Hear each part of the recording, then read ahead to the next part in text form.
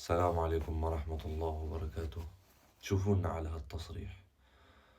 مدرب منتخب جنوب السوداني اللي تأسس من 2011، يعني ويمكن الثورة اللي قامت بسوريا يمكن أحدث منه، يعني انطلقت قبل منه يمكن. المهم شوفونا على هالتصريح.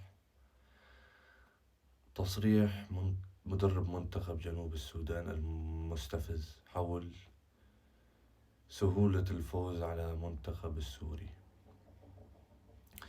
شوف هلا هو صرح ولا ما صرح؟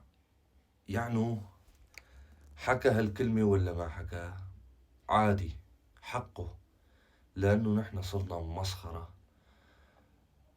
مسخرة للكل، وعار على كرة القدم. نحن عار من بداية نشأة، من بداية تأسس شيء اسمه اتحاد السوري لكرة القدم، لأنه بتصفيات بالتصفيات اللي راح يأهلك للتجمع النهائي اللي من خلالها بتلعب تصفيات كأس العالم، بنتعادل مع منتخب دولة مو معروف ولا حدا سمعان عنه ولا حدا بيعرفه.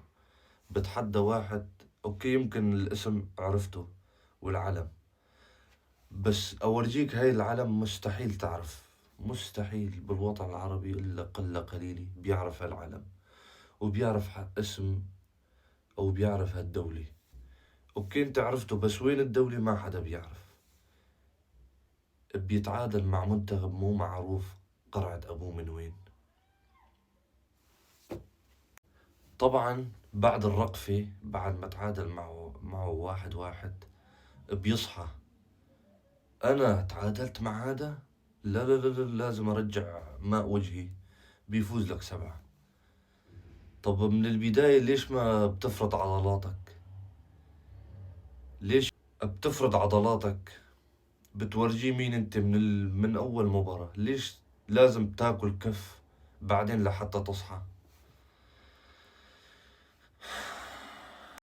ومباراة مهمة في غاية الأهمية، لأنه أنت يا أما تعادل يا أما فوز، الاتنين ما حققتون، أكلت هوا وطلعت لبرا.